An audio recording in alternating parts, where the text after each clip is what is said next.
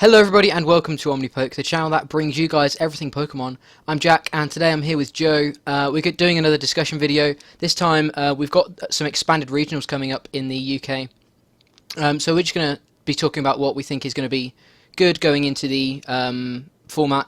Sort of now we've got Breakpoint released. We haven't really done a discussion for expanded with Breakpoint yet. So yeah, we're going to jump straight into it.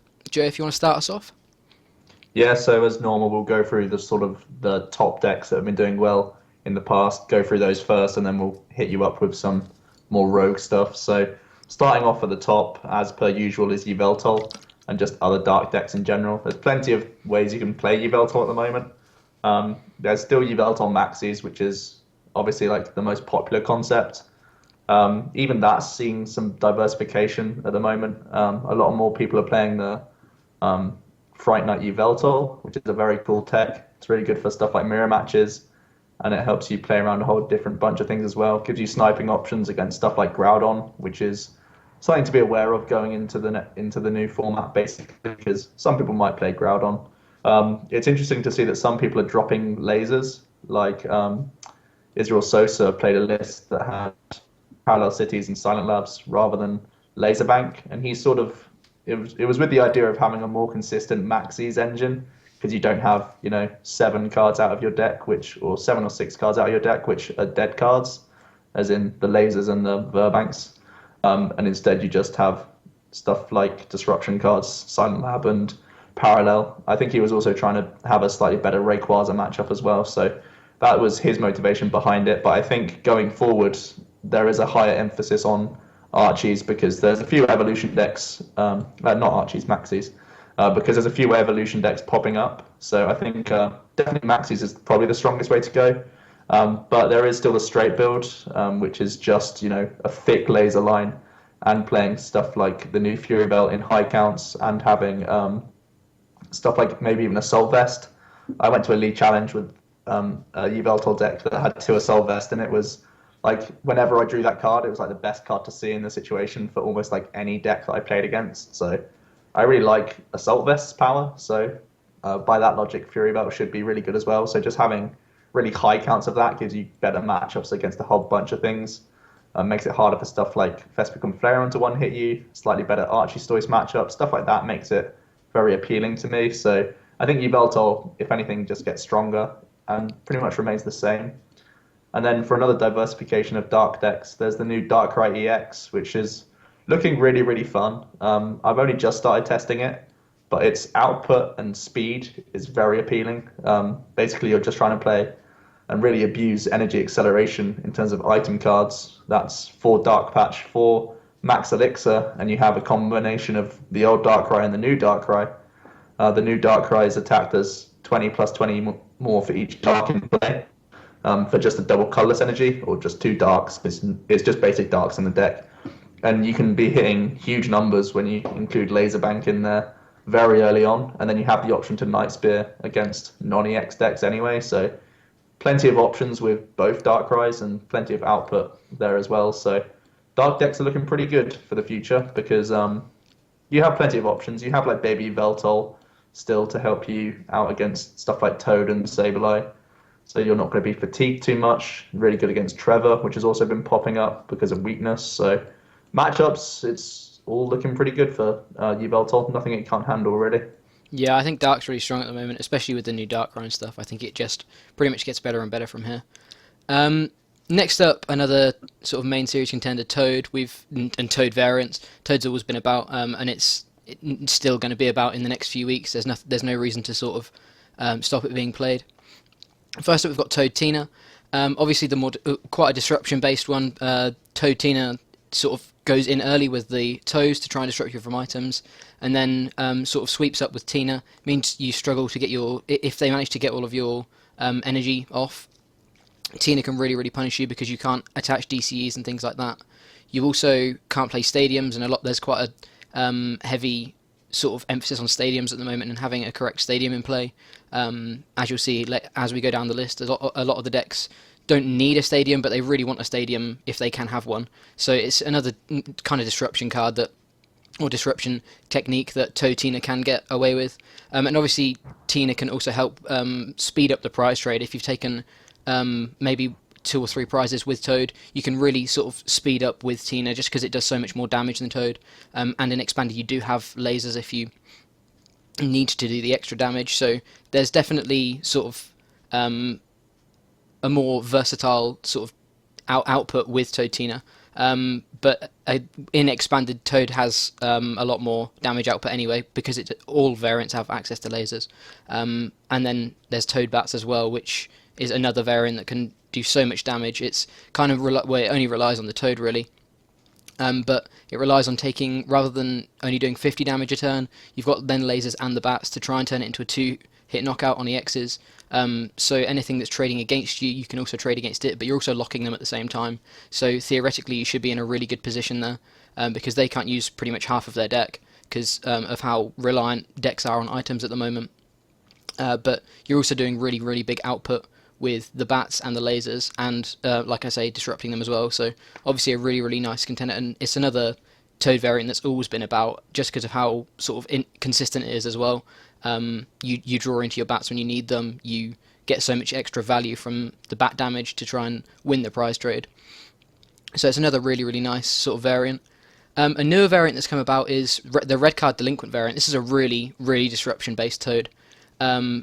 Delinquent is such a good card from the new set. It's, I think, honestly, one of the strongest supporters we've had with the whole VS Battle Compressor kind of combo. In this, you can sort of get rid of it early with maybe a Juniper or whatever, and get back the Delinquent when you need it. You also have red cards in the deck to put your opponent's hand size down to 4. If you Delinquent on the same turn, they go down to a 1-card hand. Which means if they they can only keep 1 card in their hand, and if they don't have the card that they need, they're going to be going into top deck mode. When you're also item locking them as well, it means they have very, very little outs to be able to get out of that lock. Unfortunately, it's not quite as quick as the Toad Bats variant, just because you don't have the space for the bats, because you're a lot more reliant on disruption. And you need your access to red card and Delinquent a little bit more. But honestly, the disruption from these cards can make up for the fact you don't have the bats, just because you can sort of lock people out of games, just because of how disruptive this deck can be. The final Toad variant that's been seeing a little bit more play is using the burst balloons, going into sort of attaching them instead of using muscle bands, so your opponent doesn't want to trade against you as much, because that's your sort of extra damage. It's a really, really nice sort of way of keeping your Toads alive, really. Rather than attaching a muscle band and just sort of doing as much damage that way, you can prevent your opponent from attacking you, because you can set up knockouts that way. With the lasers as well, it means you can sort of put your opponent into awkward situations where they might have to knock out a Toad, but they might also knock out their own Pokemon at the same time, which means they're not really winning very well on prize trade. And when you've got lasers and things as well that can put them to sleep and all of this awkward stuff, again, obviously we know how Toad disrupts as well. It's a really, really nice way of being able to force your opponent into really awkward situations where they really have to decide whether they want to discard or knock out one of their own Pokemon to be able to just try and keep up the prize trade with you.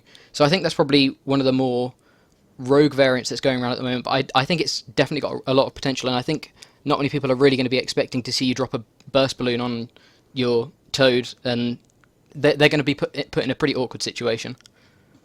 Yeah, I remember every now and then you see people playing Rock Guard in their Toad decks for stuff like mirror matches and to help you out against Vespiquen, so it goes with that mentality basically, so that if Vespiquen is going to take a KO, they put 60 on themselves, then you can just punch them again. Or maybe put another balloon on, who knows. So it's a pretty cool concept, and we saw in the ECC, Philip Schultz got all the way to the final with just straight Toad, and Toad in Expanded has way more output, so I don't really see why that couldn't do well. I think it's one I'm testing around with, and it's pretty cool. So yeah, Vespiquen Flareon is the next archetype I want to talk about. We all know it's really good, just the non-EX beatdown approach that can pretty much handle anything. It's going to continue to be good, of course, even with stuff like Fighting Fury Belt. That is like a new hiccup for the deck.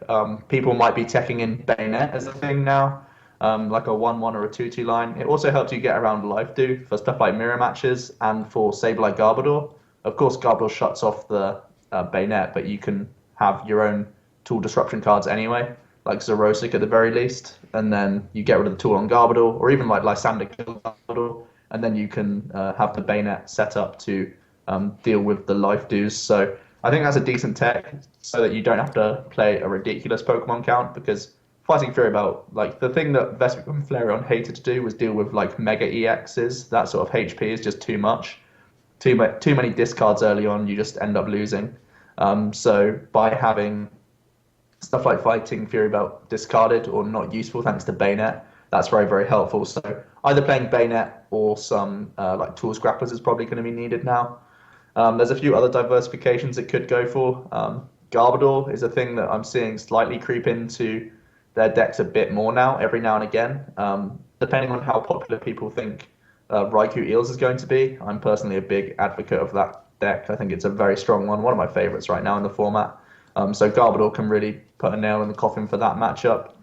It's also pretty good against Archistoys. Normally you trade quite nicely via Archistoys anyway, but it's just that they can't keep up now that you establish a Garbodor most of the time, so that's pretty cool for you. Also, there's the Magcargo that people have been discussing. This is really if you're worried about Sableye Garbodor. I think it can already win against Sablegarb without the Magcargo with careful play. But by playing Magcargo, you don't have to be careful. You can just stack up Magcargo and punch every turn.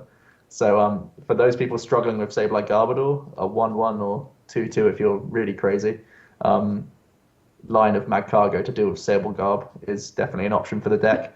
The deck's going to be full of options throughout the whole course of its life, basically, because the whole point is if you don't need something for the matchup, it just becomes fuel for the discard pile. So it has plenty of space to be creative.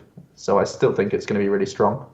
Yeah, I think Vengeance is going to be around for a while, especially with how good a prize trade it can get against the X's. It's always going to be a pretty strong archetype. Speaking of Raikou Eels, that's what I'm going to be talking about now. Joe recently profiled a video on Raikou, profiled the deck Raikou Eels. So go and check out the video. I haven't personally tried it yet, but it looks so much fun. I loved Eels back in the day, and it's definitely one I would really want to try out going into this format. Obviously, another non-EX attacker in Raikou that's really difficult to deal with, having 120 but then reducing 20 if it's got a lightning, which it's always going to have a lightning on it. So it has 140, which is obviously kind of an awkward number. You've got inbuilt like energy acceleration with the Eels. You've got the same attack as Keldeo, and we know how good Keldeo's attack is. Obviously, it's not quite as you can't stack it quite as much as Blastoise using Blastoise in a turn, but you can still get a lot of energy all at once. And obviously the bonus with Electric is that if it goes into the discard, you still have access to it the turn after. So if your Raikou does get knocked out, you've still got access to all of that energy. So you can just keep reusing that energy. It also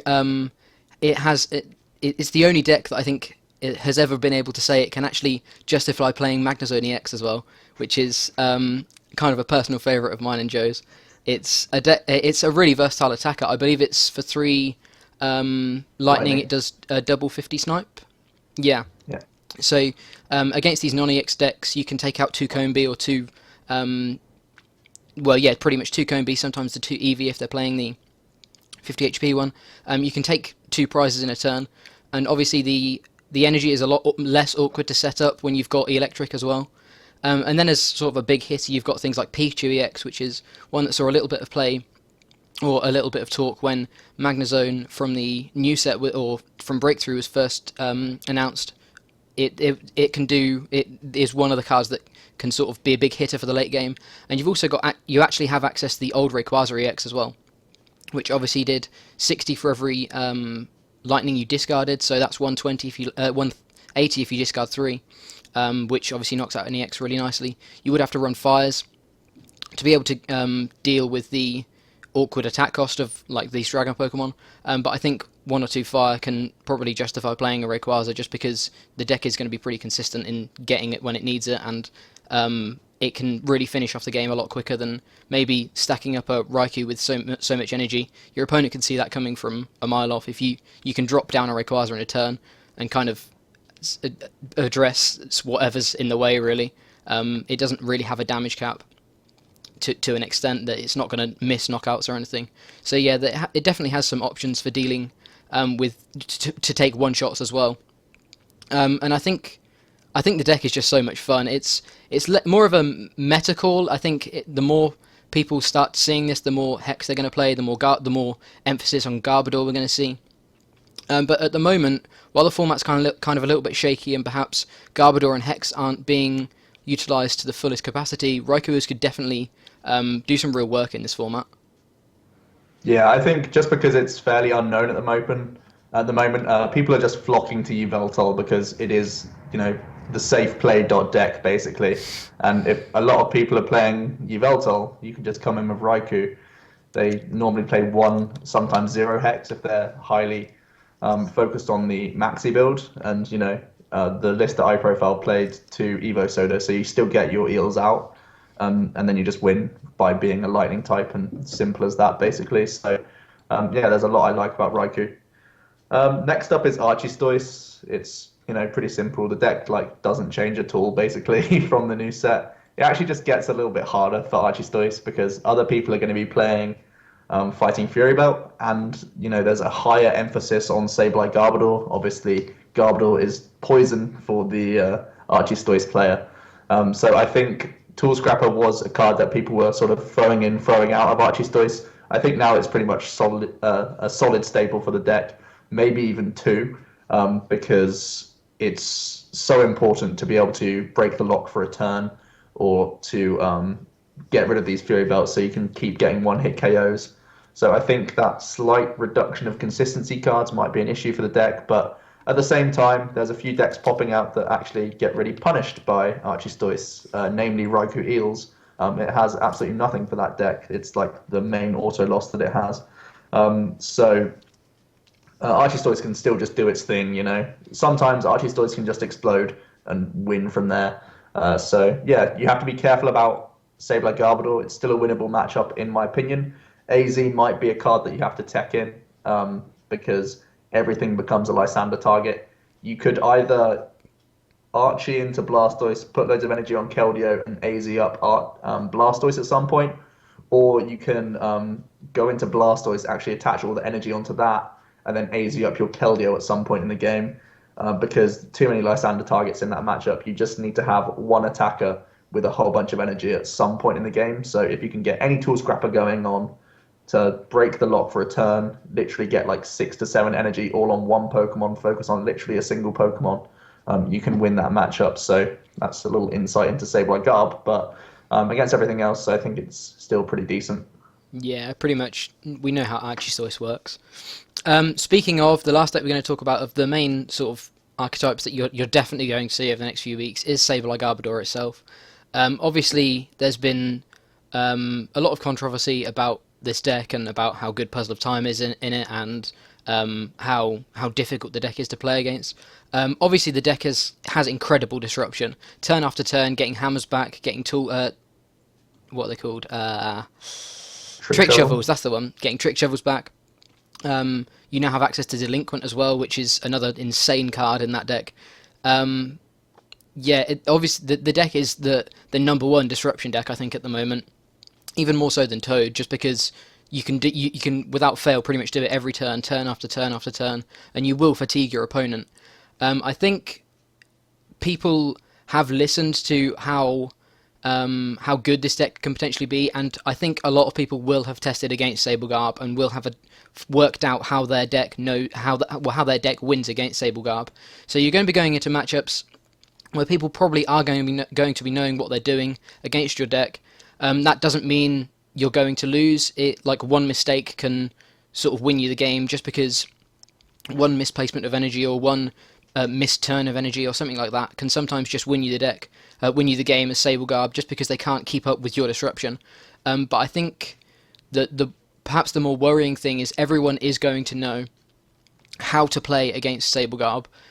So you're not going to have any matchups where people are just kind of going to be shocked about what the kind of deck you're playing, which was kind of the effect that Sableye got in the first couple of weeks that it was being played, just because no one really knew what they were doing against this deck. Now this deck's been out for a little bit, and obviously seen so much sort of talk after Puzzle of Time was released, after Delinquent was released, things like that. People will have tested against this deck. That doesn't mean to say it's a bad deck at all. I think Sableye is definitely it could definitely do really, really well. But I think people are going to know the matchup a little bit better. Absolutely, yeah. Like you say, huge disruption. The main worry for me for Sableye Garbodor is it can lose games really quickly just by not setting up well enough. And then if you lose an early game just because you didn't set up, the best thing you can go for is a tie. So if you're going into a top 8 matchup or you start going into these knockout rounds, it's going to be very difficult for you to actually win the entire tournament with Sableye Garbodor. It's one of these decks that I imagine you can cut with quite easily, just by playing well in Swiss and stuff, and like take ties when you have to. But when it comes to top cut, time is not on your side as a mill player. So that's something you have to worry about, I think. And like you say, everyone's played against the deck now. Everyone knows what it does. There's not the surprise factor that Sableye Garbodor used to bring to the table, although it is inherently more strong now. So that'll round out the sort of main decks we want to talk about. Now we're going to talk about some more rogue aspects that we still think can do really well, but they're just not quite the top tier right now. They're not the things that you should really prepare for specifically matchup-wise. So first one is going to be Trevenant variants. There's actually a few ways you can take Trevenant.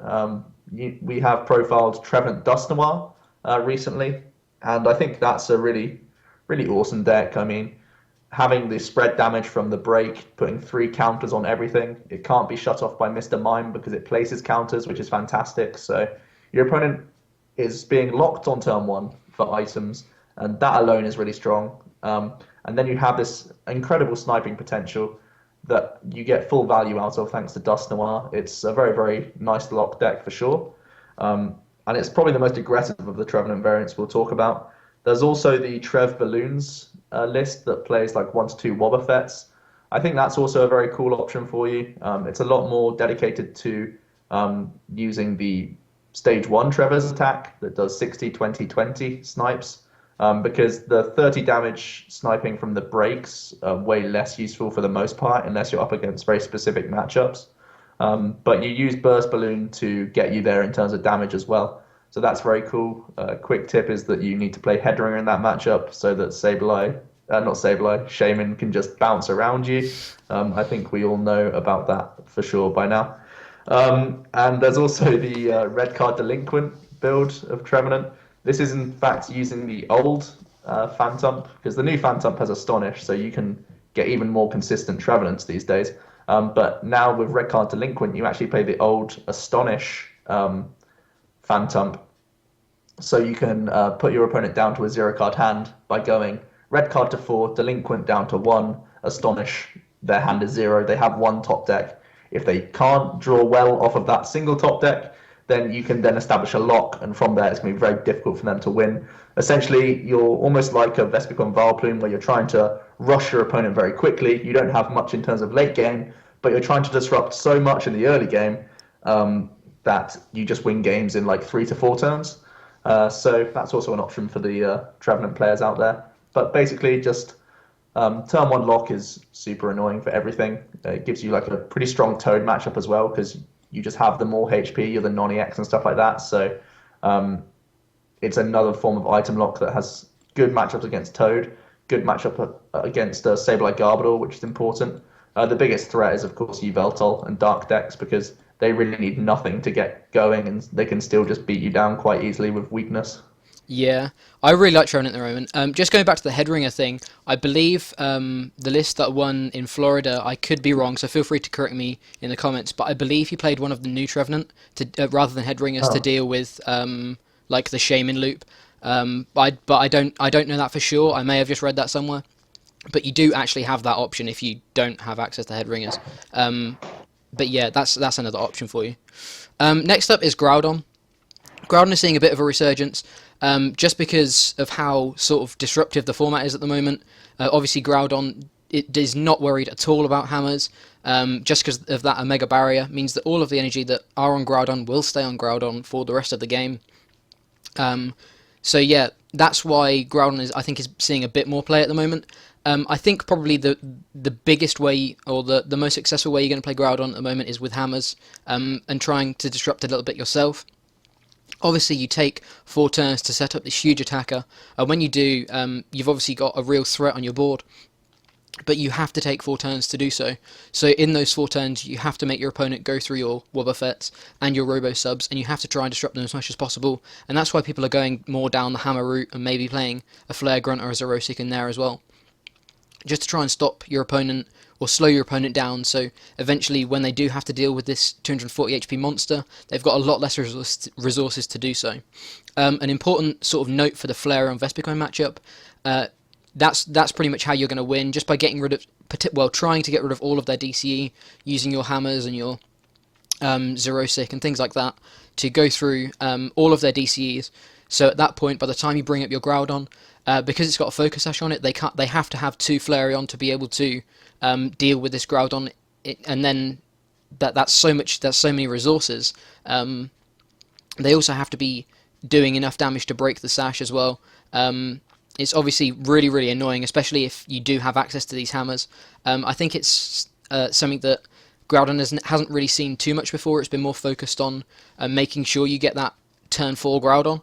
But now, with the access to the hammers, it makes an awkward matchup in Vespiquen and Flareon a little bit nicer, just because that they obviously don't have the access to Vespiquen anywhere near as nicely as they used to, which means they're going to find it more difficult to knock you out. And then against pretty much, a lot of other things, this Groudon is just so strong. It can't be, like I say, hammered, can't be lasered, can't be... It doesn't really get too bothered by anything, because all you need, pretty much as soon as you get the Primal down, is an energy a turn.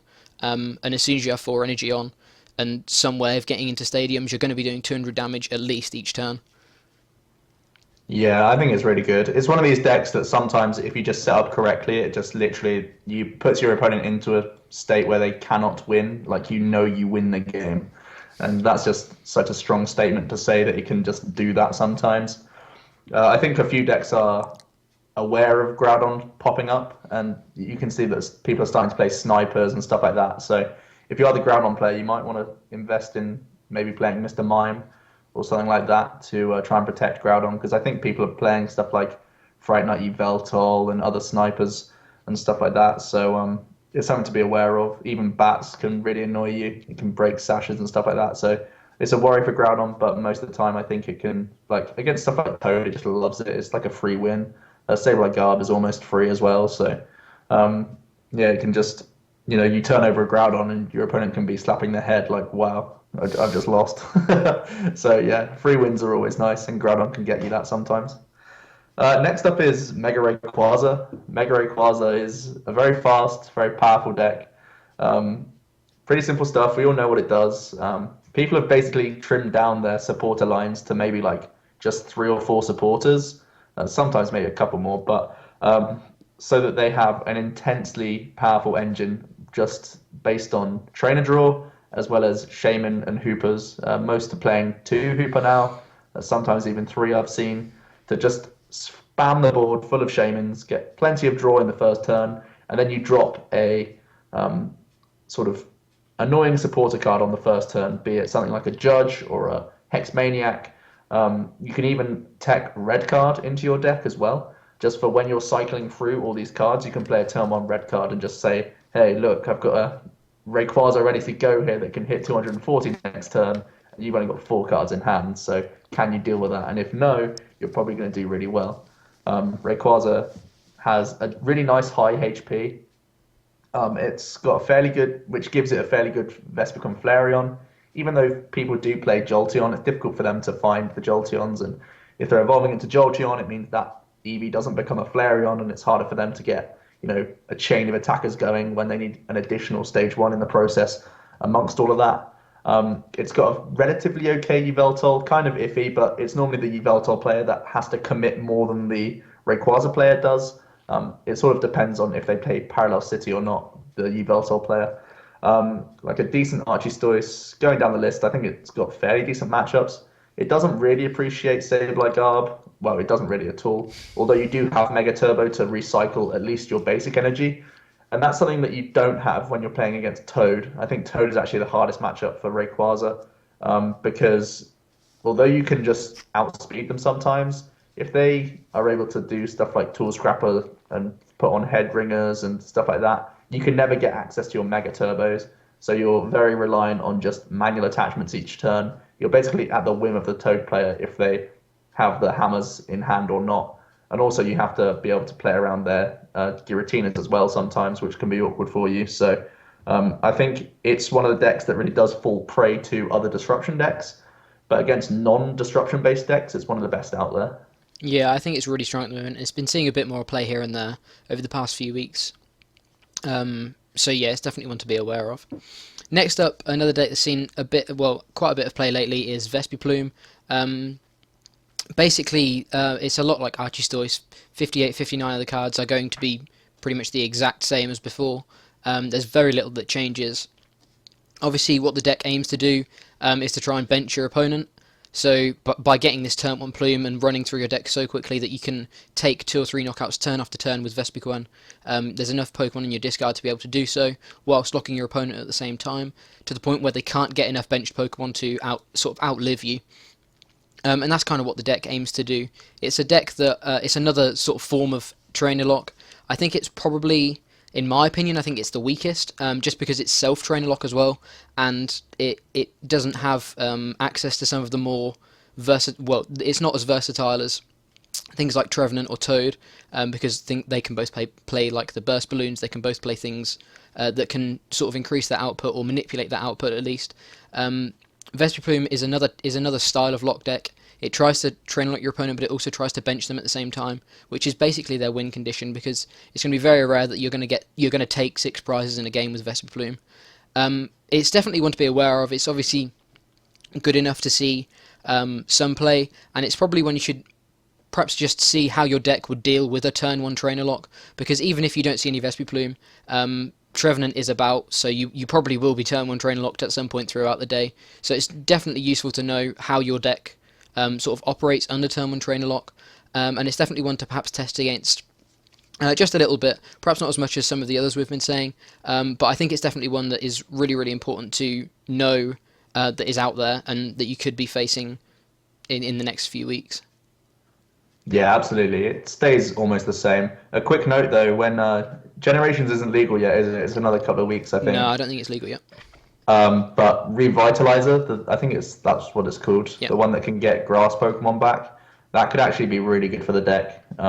It can mean that you go insane with your Battle Compressors turn 1. You can just YOLO it and even put a Gloom and a Vileplume in there early on, and you just hold Revitalizer till the end of the turn. Just play those 2 cards, and then you've just got your Vileplume back. So that's also pretty nuts. That's crazy. I think that's a really nice combo for the next few weeks that makes it somehow even more consistent.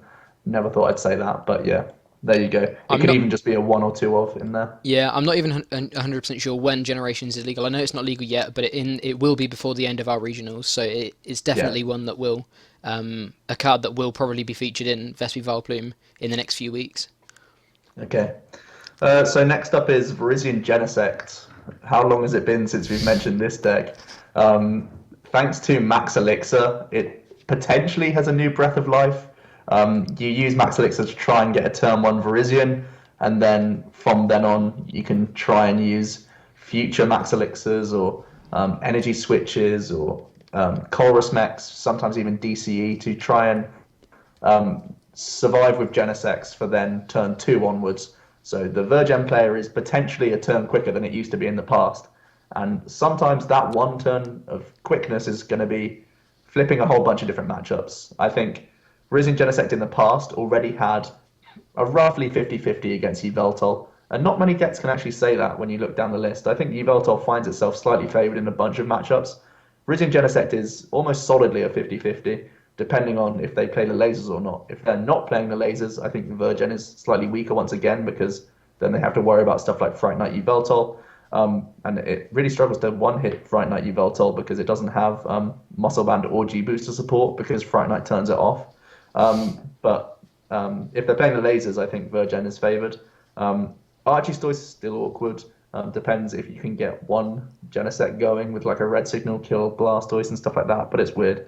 It has a really strong Toad. I think it has an average Sableye Garbodor just because you have Lysander and you have potentially full red signal. So you get around Life Dew all the time and you're always taking prizes. So that's pretty cool. You have the acceleration of Virizion, so they're not going to fatigue you once you get one Virizion going.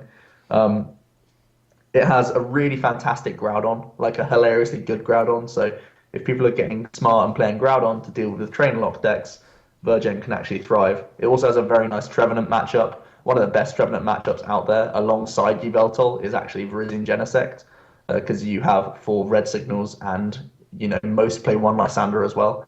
Because you need to play one Lysander to get around Wobbuffet. So you Lysander into something like a Robo Sub, and then you can red signal into the Groudon. That's the play you have to make. So that's a pretty good option for Virgin.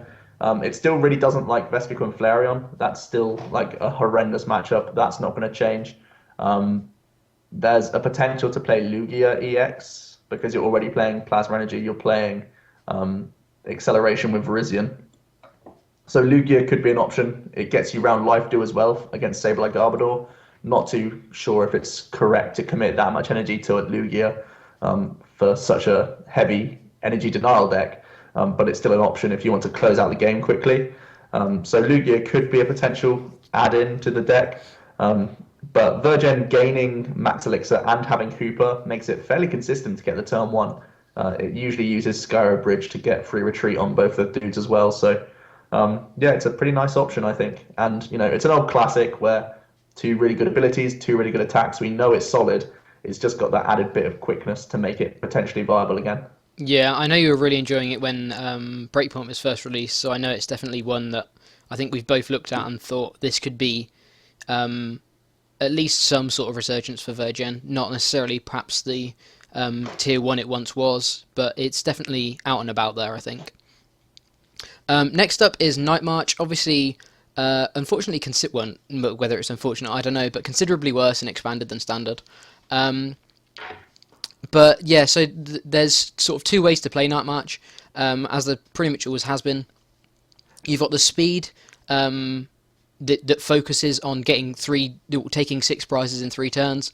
You go sort of crazy with your trainer draw engine. You can play Hex to similarly to how the Rayquaza does it. You sort of go crazy and then play an awkward supporter for your opponent to deal with, because these little Night Marches can just take prizes on whatever's in front of them. Or you can play the Maxi build. Now it has Garchomp. The Maxi build I think deserves a lot more consideration because it actually recovers your DCEs, which is really, really nice. Obviously we've also got Puzzle of Time as well, so I think now, whilst we don't really play Milotic anymore, there's no real worry about DCEs. Plus, you've got a lot more access to some of your other cards with the Puzzle of Time. But yeah, with Garchomp, you do actually have access to be able to recover DCEs. And in other matchups where it's going to be awkward, you can also throw in an Archeops as well, just for anything that is going to try and evolve their way into the win. You can sort of slow them down, potentially even stop them if they can't get into their hexes, things like that. Yeah, obviously it's not as good as it is in standard, but I think Night March will be, just because of how consistent it is, how popular the deck is, how well known the deck is, about how good it is. I think people will play it just because it's another deck that kind of has a similar name to Yveltal. People know this deck is good, and it's by no means bad in expanded. I just feel it's slightly better in standard. But yeah, I think with Garchomp, it's got a really, really nice support Pokemon now that can sort of get over the hump of worrying about the DCE and whether you're going to have enough DCEs to close out this game. You can take your time, take a turn to use Garchomp to start setting up your Night Marches on the bench and play perhaps even a little bit more aggressively doing that as well. So yeah, definitely a really, really nice new partner for Night March, I think. Yeah, definitely a good introduction for Night March. I think the reason why Night March is so much better in standard is because expanded has Getsis, and Night March is all about the trainer engine. It is like fully committed to that, and the fact that everything is 30 or 60 HP sometimes you can, on turn one, okay, you can lose to a Ghetsis turn one. You can lose to just Laser Bank turn one. You can lose to Trevenant turn one. There's so many things Night March just goes, well, I lose. And they've not, and like all they do is draw one card sometimes. So that's a worry for Night March. But if you are brave enough to commit to this deck, it's still the non-EX with the fastest amount of beatdown. It has still good typing against Yveltal. You have Fury Belts now to survive against Baby Yevs a little bit better. So it is slightly stronger in terms of its own power creep, but it just has so much to worry about, I think, at the moment. So that's what's keeping it down in play. Next up is Manectric variants. There's still Manectric Bats, and this is still something that baffles me even today. Manectric Bats is one of the best decks we're seeing in Standard, and even with Archiestoise going down in play currently in Expanded, I still haven't seen Manectric Bats do too well, and this really shocks me. It has Max Elixir now, if it wants to go down that route, to give itself a very strong Yveltal. I think Manectric Bats can simply outpower Toad, although it's kind of harder because Toad has lasers, so I guess that's sort of a 50-50. You have the sniping for stuff like Vespi Bloom, so I think that's a favourable matchup. Raikou Eels as well, you can deal with their Eels. Looking down the list, I think the scariest thing is Archiestoise, and that's probably one of the least popular of the 6 that we mentioned at the start. So I think Manectric Bats is well placed right now to do quite well. It's just going to struggle against random things because it's energy acceleration. If you choose to play Max Elixir, even then it's still sort of situational. So it's not the fastest of decks for Expanded, and Expanded is far quicker than it is in Standard. So that's probably the main fall down for Manectric right now. But I think it's fairly well placed right now in terms of matchups. And then there's also Mega Manectric, which is also pretty good. We have the big chunky HP, we have the free retreat. This is where you're going to thrive against Toad, and you're going to thrive against Sableye Garbodor. So again, if you're worried about those two matchups, you hit decent numbers, you have the high HP, the healing of Rough Seas, and you have the acceleration of energy. So Sableye Garbodor is never going to run you out of energy. It's one of those situations where you have 2 megas and you've just won the game. Pretty simple. As long as you play, a relatively high Lysander count and 1 Xerosic, you probably just win that matchup by setting up 2 megas, and that's all you need. So that's pretty cool. It's still got a good Yveltal. I think the Mega still has a good Yveltal. Even with Fury Belt, you still one-hit KO pretty much everything, so that's still really nice. Vespa Flareon's fairly difficult. I know a few Manectrics are trying to play Tool Retriever or Tool Scrapper plus Salt Vest to have slightly higher HP, which is also an avenue. It's something we've seen in Standard that hasn't really been applied too much for Expanded, but it could be a path. The other option for Mega Man, well, there's still a few. It's going to be Garbodor is one big thing. You can play Tool Drop Trubbish with a couple of Psychic Energy to give you a non-EX attacker, and you also have the option of Garbodor, which is kind of cool to help you out against stuff like Archiestoise, which isn't the hardest matchup, but it's a nice thing to have in there. And then for other Mega Manectric stuff, you can just play the straight up Regice and give the middle finger to any EX-based decks, basically, asking them what they have to deal with this guy. And a lot of the decks don't have stuff to deal with it, so that's pretty cool. Definitely slow things down. Things that are getting greedy, like Rayquaza right now, the lists are super greedy. They're not playing any non-EX attackers most of the time, so you can just throw up a Regice and laugh at them, basically. So yeah, that's definitely an option for you. And again, a note on generations: when the Jolteon EX comes out, it's basically the same as Regice, but even stronger. So and you get to continue to play Lightning Energy, so that could also be an option for you. So yeah, Mega Man, it's one to keep in mind, I think. Yeah. Next up is Rainbow Road, a deck that both me and Joe have played in the past, a little bit on PTCGO. Obviously in Expanded it's got Ho-Oh, so it's got an extra sort of boost in acceleration with sort of a more varied group of attackers to deal with whatever your opponent is playing. It's not got huge options against Sableye, and it can kind of have an awkward Toad, but against Sableye you do at least have Ho-Oh. Ho-Oh, I believe one-shots a Sableye as long as it's got 3 energy attached to it, as long as they're different types, so you get through Sableyes relatively easily. If they discard your energy, you can rebirth it back on and use a different Ho-Oh. So it doesn't have too awkward a Sableye matchup, but it doesn't have too many options either. You kind of have to rely on Ho-Oh a lot of the time. Obviously, the deck has to have a big bench. That's the other sort of big downfall of the deck. It naturally has a lot of Lysander targets.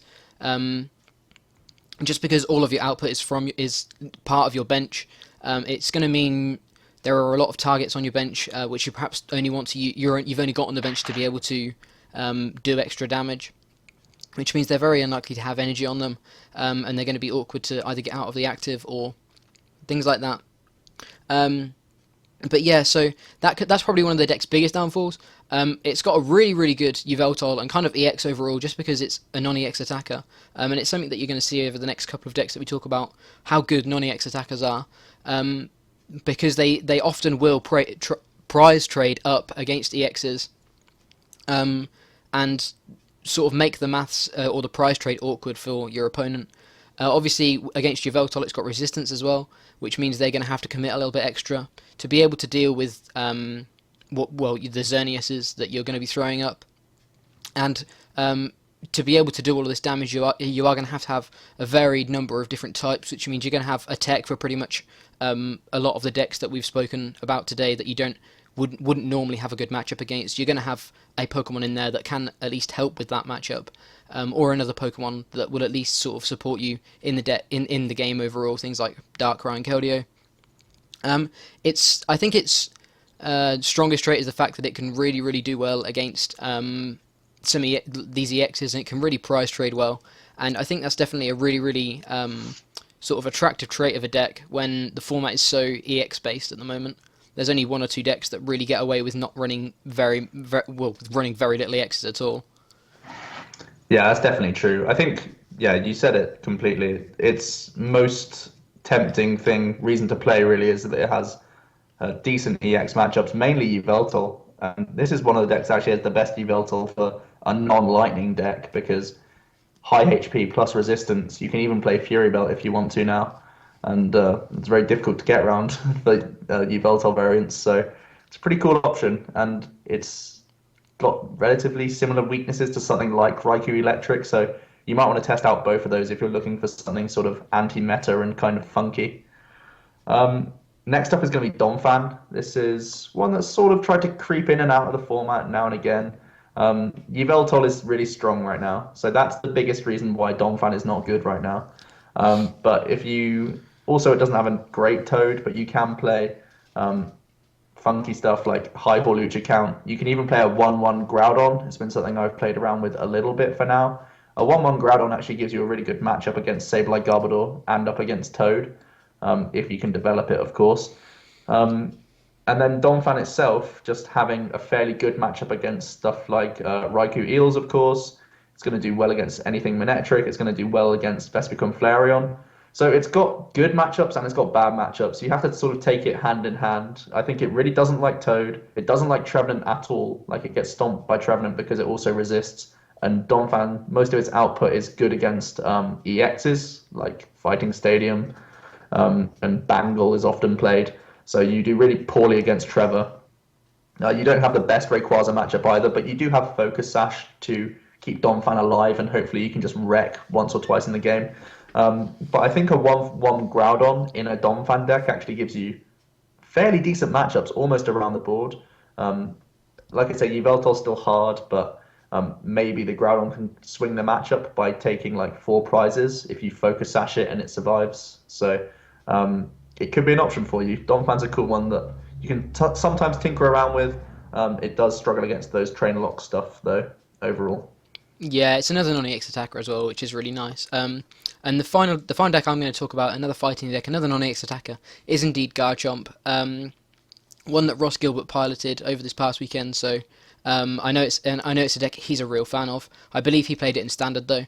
In Expanded, he wants to play it in Expanded as well.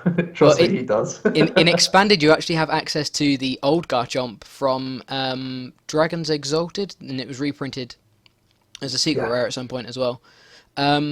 Which is really good against things like Toad. For one fighting, in case you don't know what it does, for one fighting, 60 damage, and you discard a special energy from your opponent's active Pokemon. So it's like getting a free hammer through the trainer lock, which is really, really nice. Obviously, you're setting up kind of quick anyway. It can't be Karinaed, which is kind of unfortunate, but it's definitely a tech option to be able to deal with things like Toad. And even anything else that is annoying you that still has special energy.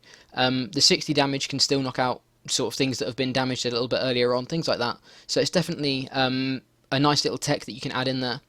The whole sort of shebang with Garchomp is that it prize trades really, really well.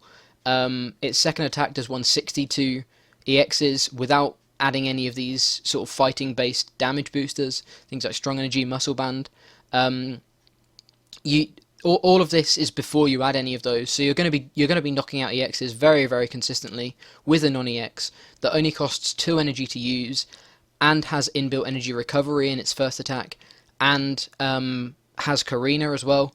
I think this is one of the only decks that can actually, it's a stage 2 deck, and it's one of the only stage 2 decks out there that actually builds itself up from basic to stage 1 to stage 2, or from basic to rare candy to stage 2. It's one of the only decks that does that nowadays, and I think that shows you how strong Garchomp is, just because the awkwardness of getting into the Garchomp is completely sort of outweighed by these 2 fantastic attacks. It's also got free retreat, which I only found out a couple of days ago, which is insane. This card is so good, and it obviously warrants a place on the list. I think it's got really, really good matchups. It can deal with anything that plays Shaman. It can Lysander and kill a Shaman in a turn. It has inbuilt energy recovery, like I say, which actually gets back strong energy as well, which is really nice.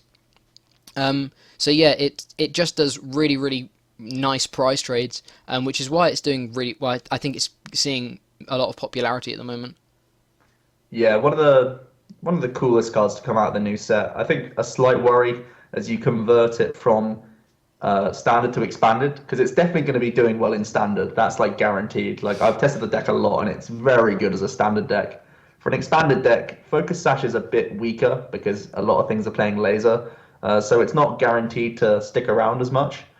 So that's sort of a worry for you Veltol variants. I think that's one of the hardest things for it, because it does the 160, but it also has to factor in resistance. So you technically have to do like 200 to deal with Yveltals, sometimes even more if they have the Fury Belt on. So there's stuff like that, and they can use Baby Yveltal to break sashes even if they're not using laser.